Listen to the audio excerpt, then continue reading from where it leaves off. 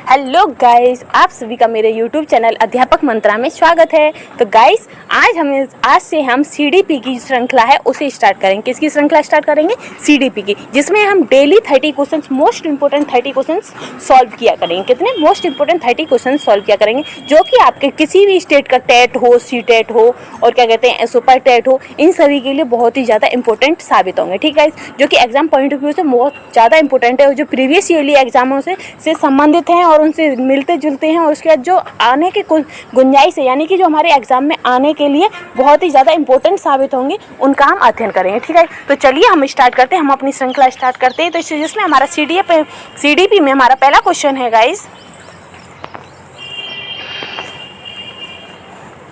तो पहला क्वेश्चन है कि निम्नलिखित में से किस अवस्था में बच्चे अपने समवयस्क समूह के सक्रिय सदस्य हो जाते हैं? यानी कि बच्चा वो कौन सी एज पर होता है जब वह अपने जो उसके साथ के साथी होते हैं उनके साथ सक्रिय रूप से सहभागी हो जाता है, सक्रिय रूप से उनका सदस्य हो जाता है गाइस। तो वो कौन सी एज होती है? तो वो होती है किशोरावस्था। कौन सी होती है? किशोरावस्था। किशोरावस्था में गाइस जो बच्चे होते हैं वो अपने जो उनके सहपाठी होते हैं, उनके जो दोस्त होते हैं, उनके साथ सक्रिय भागीदारी करते हैं। ठीक है गाइस, नेक्स्ट क्वेश्चन है। नेक्स्ट है कि निम्नलिखित में से कौन सा सूक्ष्म गतिक कौशल का उदाहरण है? यानी कि इनमें से वह कौन सा उदाहरण है जो सूक्ष्म गतिक कौशल का है? तो वो है गाइस लिखना। लिखना कैसे? क्योंकि हम एक जगह बैठे हैं और बस अपने हाथ से लिख रहे हैं, तो हमारे इसमें क्या हो रहा है? केवल हाथ की गति हो रही है। लेकिन चढ़ना तो इसमें सारी मांसपेशियां चलती हैं, कूदना तो उसमें भी सारी मांसपेशियां चलती हैं, दौड़ना तो उसमें भी सारी मांसपेशियां चलती हैं। लेकिन जो लिखना है वो एक ही जगह बैठ के हम लिखते हैं, तो उसमें केवल हमारा एक मांसपेशी यानी कि हमारे हाथ का ही कार्य हो रहा है। तो इसमें सबसे इसका आंसर, सटीक आंसर क्या है?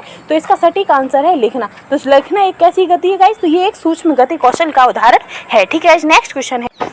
नेक्स्ट है कि इनमें से कौन मनोवैज्ञानिक भाषा विकास से संबंधित है? यानी कि इनमें से वह कौन है जिन्होंने भाषा विकास का सिद्धांत दिया है? तो वो कौन है? तो वो है चॉम्स्की। कौन है? चॉम्स्की। चॉम्स्की किससे संबंधित है गाइस? तो चॉम्स्की संबंधित है भाषा विकास से, क्योंकि चॉम्स्की का कथन है कि बच्चा कैसे सीखता है? तो बच्चा अपने विचारों को भाषाओं के द्वारा सीखता है। तो चॉम्स्की का मानना है कि बच्चा सबसे पहले भाषा सीखता है, उसके बाद वो अपने भाषा के जरिए अपने विचारों को विकास करता है। क्या करता है? अपने विचारों को प्रचार करता है। ठीक है गाइस, तो उन्होंने इस भाषा को सबसे पहले रखा गया है। ठीक है गाइस, तो उन्होंने भाषा का विकास से संबंधित कौन है? तो चॉम्स्की है। ठीक है, नेक्स्ट क्वेश्चन है। नेक्स्ट है कि विकास की किस अवस्था को कॉल तथा ब्रूस ने संवेगात्मक विकास का अनोखा काल कहा है? तो किसने कहा है कि जो क्या विकास है, संवेगात्मक विकास का अनोखा काल कहा है? तो किसने कहा है इसे? तो वो कहा है बाल्यावस्था को। तो कॉल ब्रूस ने बाल्यावस्था को संवेगों का अनोखा काल कहा है। कैसा कहा है? अनोखा काल कहा है। ठीक है, नेक्स्ट क्वेश्चन। नेक्स्ट है कि मानव विकास है, तो जो मानव का विकास होता है तो वो कैसे होता है? तो वो मात्रात्मक भी होता है और गुणात्मक भी होता है। कैसे कैसे होता है? मात्रात्मक भी होता है, गुणात्मक भी होता है। तो इसका आंसर क्या हो जाएगा? इसका आंसर हो जाएगा पहला और दूसरा सही है। ठीक है गाइस, नेक्स्ट क्वेश्चन। निम्नलिखित में से कौन सा द्वितीयक सामाजिकरण एजेंसी का उदाहरण? यानी कि इनमें से वह कौन है जो द्वितीय सामाजिकरण का उदाहरण गाइस? तो जो विद्यालय एवं मीडिया है ये द्वितीय सामाजिकरण का उदाहरण है। और जो परिवार है और आस पड़ोस, परिवार और आस पड़ोस जो होते हैं वो हमारे प्राथमिक होते हैं। कैसे होते हैं? प्राथमिक होते हैं। लेकिन जो विद्यालय है वो द्वितीय और मीडिया भी द्वितीय सामाजिकरण एजेंसी का उदाहरण है। ठीक है, नेक्स्ट क्वेश्चन है। नेक्स्ट है कि निम्न में से कौन सा विकास का सिद्धांत नहीं है? इनमें से वह कौन सा सिद्धांत है जो कि विकास का सिद्धांत नहीं है गाइस? तो वो है अनुकूलित प्रत्यावर्तन का सिद्धांत। किसका?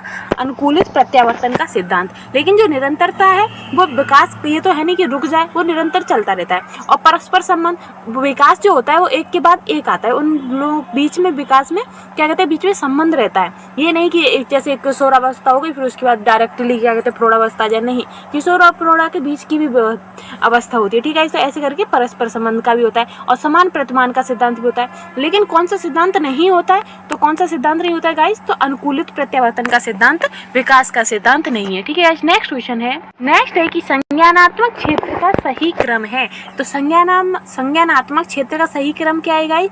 ज्ञान है कि अनुप्रयोग है या अपबोध है, विश्लेषण है, संश्लेषण है, मूल्यांकन है। तो इनमें से कौन सा सबसे पहले आता है? तो सबसे पहले ज्ञान आता है, ज्ञान के बाद अपबोध आता है, फिर उसका अनुप्रयोग होता है, फिर उसका विश्लेषण करते हैं, फिर संश्लेषण करते हैं, फिर उसके बाद उसका मूल्यांकन करते हैं। तो इसका आंसर क्या हो जाएगा? इसका आंसर हो जाएगा चौथा। ठीक है गाइस, नेक्स्ट क्वेश्चन है। नेक्स्ट है कि बच्चे के विकास में आनुवांशिकता और वातावरण की भूमिका के बारे में निम्नलिखित में से कौन सा कथन सत्य है। यानी कि जो बच्चे का जो विकास होता है उसमें आनुवंशिकता और जो वातावरण होता है उसकी क्या भूमिका होती है, तो उससे संबंधित आंसर देखना है। तो पहला है कि आनुवंशिकता और वातावरण दोनों एक बच्चे के विकास में 50-50% का योगदान रखते हैं, तो सही है।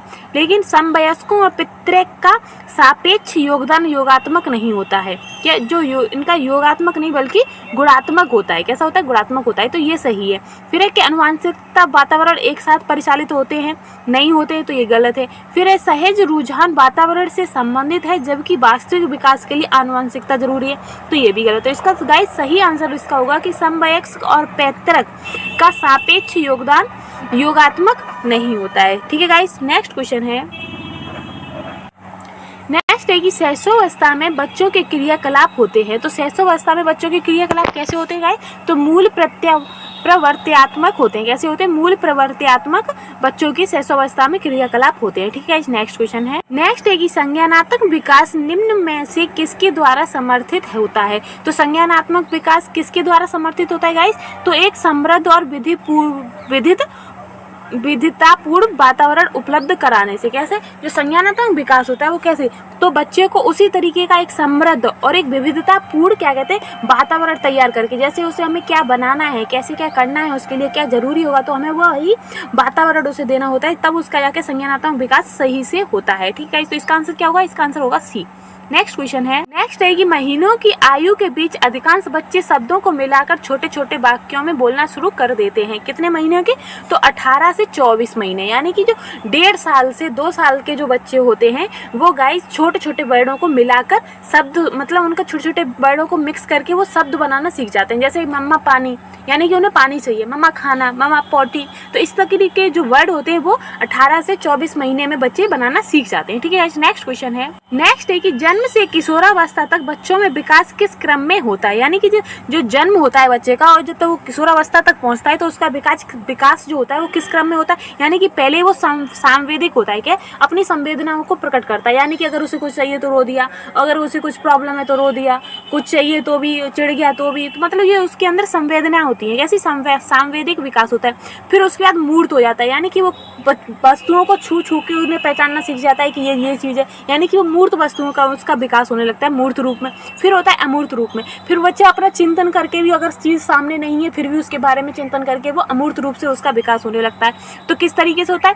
सांवेदिक, मूर्त और अमूर्त। ठीक है गाइस, नेक्स्ट क्वेश्चन है। नेक्स्ट है कि बच्चे के विकास की व्यक्तिगत विभिन्नताओं को किस पर प्रतिरोपित किया जा सकता है? इनमें से वह क्या है जिस पर बच्चे के विकास का व्यक्तिगत विभिन्नताओं को किस पर प्रतिरोपित किया जा सकता है गाइस? तो आनुवंशिकता एवं पर्यावरण की पारस्परिकता पर उसे आप प्रतिरोपित कर सकते हैं। यानी कि जो बच्चे का विकास होता है वो आनुवंशिक और पर्यावरण, जो उसके आसपास का जो माहौल होता है उस पर काफी निर्भर होता है। तो इसका आंसर क्या हो जाएगा? इसका आंसर होगा तीसरा। ठीक है, नेक्स्ट क्वेश्चन है। नेक्स्ट है कि निम्नलिखित में से कौन सा बच्चे के संवेगात्मक विकास के लिए सर्वाधिक उपयुक्त है? तो इनमें से वह कौन सा कथन है गाइस जो बच्चे के संवेगात्मक विकास के लिए सबसे ज्यादा उपयुक्त है गाइस? तो वो है कक्षा का प्रजातांत्रिक परिवेश। कैसा? प्रजातांत्रिक। यानी कि अब नेक्स्ट हम भी आगे भी देख लेते हैं, जैसे अध्यापकों की कोई सहभागिता नहीं क्योंकि यह माता पिता का कार्य, तो ऐसा नहीं है, अध्यापकों की भी सहभागिता होनी चाहिए उनकी संवेगात्मक विकास के लिए। कक्षा का नियंत्रित परिवेश नहीं, बच्चों को अपनी राय अपनी बात कहने का होना चाहिए, ये नहीं कि नियंत्रित कर दिया कि ऐसे नहीं ऐसे ही होना है। कक्षा का अधिकारवादी परिवेश, तो ये भी नहीं, वहाँ पे अधिकारवादी कुछ नहीं होता है, लोकतंत्र होता है। तो यानी कि कक्षा का प्रजातांत्रिक परिवेश, यानी कि बच्चा अपनी जो बात है वो टीचरों को बता सके और उन्हें समझ सके, और जो टीचर भी हैं वो बच्चे को अपना उसे सहयोगी होकर उसे हर बात को समझा सकें। तो वहाँ का कैसा माहौल होना चाहिए? तो वहाँ का प्रजातांत्रिक परिवेश होना चाहिए। ठीक है गाइस, परिवेश होना चाहिए। नेक्स्ट क्वेश्चन है। नेक्स्ट है कि निम्नलिखित में से कौन सा सत्य है? तो इनमें से कौन सा कथन है जो सही है? तो शिक्षक द्वारा प्रश्न पूछना संज्ञानात्मक विकास में बाधक है, तो नहीं। फिर है कि विकास और सीखना समाज सांस्कृतिक संदर्भों के अप्रभावित रहते हैं, तो नहीं। शिक्षार्थी एक निश्चित तरीके से सीखते हैं, तो नहीं। वो उनका कोई क्लियर नहीं कि बच्चा कैसे सीखे, कुछ बच्चा सीधी सीधी बात सीख जाते हैं, तो कुछ बच्चों को बहुत ज़्यादा समझाना पड़ता है, तो ये भी नहीं। फिर है कि खेलना संज्ञान और सामाजिक दक्षता के लिए सार्थक है, तो सही है, क्योंकि खेलने से जो खेल में बच्चों को काफ़ी कुछ सिखा भी सकते हैं और उनका सामाजिक विकास भी कर सकते हैं, तो ये वाला इसका आंसर सही होगा। ठीक है, नेक्स्ट क्वेश्चन है।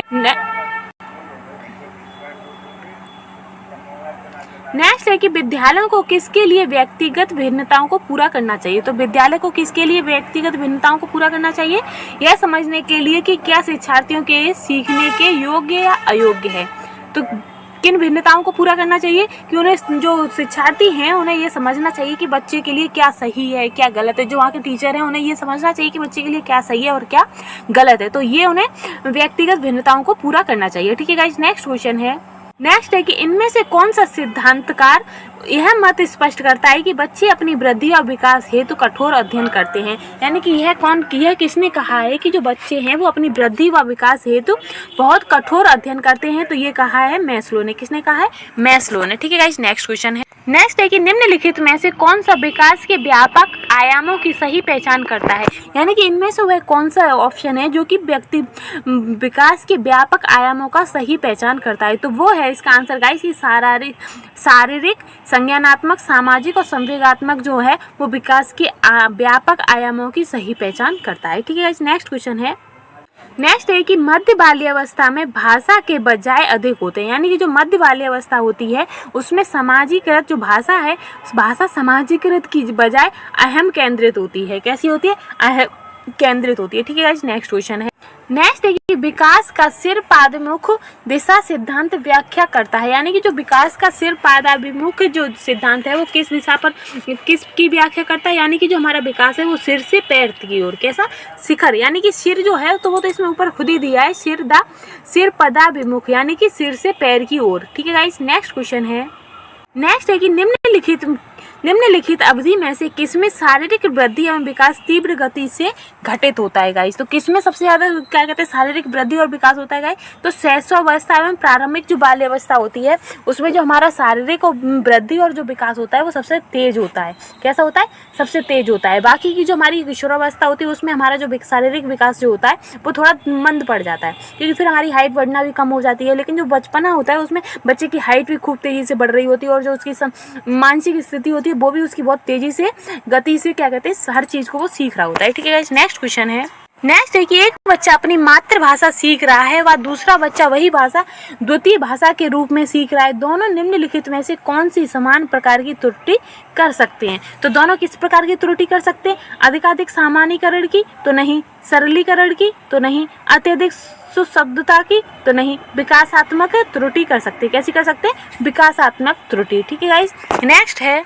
नेक्स्ट क्वेश्चन है कि आर्यव तर्क देता है कि जो भाषा विकास व्यक्ति की नैसर्गिक प्रवृत्ति से प्रभावित होता है, जबकि सोनाली महसूस करती है कि यह परिवेश से प्रभावित होता है। आर्यव और सोनाली के बीच यह चर्चा किस विषय में है?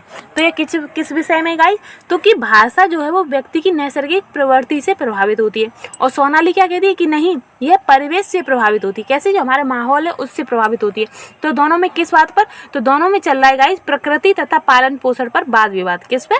प्रकृति तथा पालन पोषण पर वाद विवाद पर विषय चल रहा है। ठीक है, नेक्स्ट क्वेश्चन है। नेक्स्ट है कोई भी नाराज हो सकता है, यह आसान है, परंतु एक सही व्यक्ति के ऊपर सही मात्रा में सही समय पर सही उद्देश्य के लिए तथा सही तरीके से नाराज होना आसान नहीं है। यह संबंधित है। ये कैसा? जो नाराजगी है ये क्या है? हमारा एक भाव है, यानी कि संवेग है। तो इसका तो गाइस आंसर सीधा सीधा हो जाएगा संवेगात्मक विकास। कैसा है? संवेगात्मक विकास। ठीक है, नेक्स्ट क्वेश्चन है। नेक्स्ट है कि भाषा विकास के लिए सबसे संवेदनशील समय निम्नलिखित में से कौन सा है। तो भाषा विकास के लिए सबसे संवेदनशील समय कौन सा है गाइस? तो वो है प्रारंभिक बचपन का समय। यानी कि हम बचपन में ही बच्चे को जैसी भाषा सिखाएंगे वो बड़े होकर वैसे ही सीखेगा। अगर बचपन में ही हम उसे एकदम असभ्य भाषा सिखाएंगे गाइस तो वो क्या सीखेगा? क्योंकि कहते हैं ना कि घर बच्चा जो कुछ सीखता है वो घर से ही सीखता है। घर उसका पहला प्राथमिक स्कूल होता है गाइस। तो जो भी होता है वो प्रारंभिक बचपन के समय में ही सीखता है। ठीक है, नेक्स्ट क्वेश्चन है। नेक्स्ट है कि 14 वर्षीय अंजना अपने आप से पृथक स्वनियंत्रित व्यक्ति की भावना को विकसित करने का प्रयास कर रही है। वह विकास कर रही है किसका? वह खुद का विकास कर रही है, ऑटोनॉमी यानी कि स्वायत्तता का विकास कर रही है। ठीक है गाइस, नेक्स्ट क्वेश्चन है। नेक्स्ट है कि वह कौन सा स्थान है जहां बच्चे के संज्ञानात्मक विकास को सबसे बेहतर तरीके से प्रभावित किया जा सकता है। यानी कि वह कौन सा स्थान है जहां पर बच्चे का जो मानसिक विकास, जो संज्ञानात्मक विकास होता है वो बहुत अच्छे तरीके से सिखाया जाता है या उसको बहुत अच्छे तरीके से परिभाषित किया जा सकता है। तो वो गाइस है विद्यालय, और विद्यालय में उसका कक्षा का वातावरण। ठीक है गाइस, कौन सा? विद्यालय, और विद्यालय में कक्षा का वातावरण। ठीक है, नेक्स्ट क्वेश्चन है। नेक्स्ट है कि निम्नलिखित में से कौन सा विकासात्मक विकार का उदाहरण नहीं है। इनमें से कौन सा है जो विकासात्मक विकार का उदाहरण नहीं है, तो वो कौन सा है, तो वो है प्रमस्तिघात, तो ये उदाहरण है उसका विकार का। ये आत्मविमोह ये भी है, न्यून अवधान सक्रिय विकार ये भी है, पर अभिजात तनाव, जो तनाव है वो क्या कहते हैं, हमारा विकास का विकार नहीं है, वो एक स्ट्रेस यानी कि पोस्ट ट्रोमेटिक क्या कहते हैं स्ट्रेस है, जो स्ट्रेस टाइम के समय पर ख़त्म भी हो सकता है, लेकिन ये कोई विकार नहीं है, ये कोई कमी नहीं है। ठीक है गाइस, नेक्स्ट क्वेश्चन है।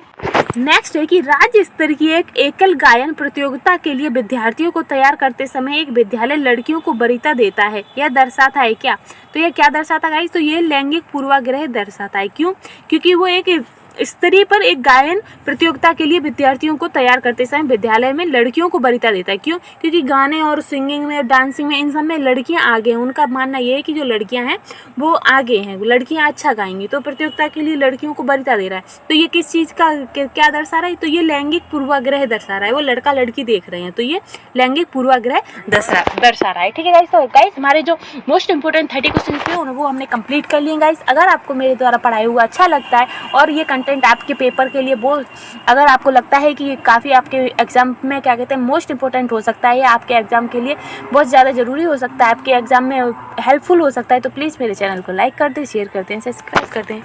ठीक है गाइस, तो तब तक के लिए गुड बाय, और नेक्स्ट अगली वीडियो में हम फिर 30 क्वेश्चनों के साथ अपने हाजिर होंगे। ठीक है गाइस, तब तक के लिए गुड बाय।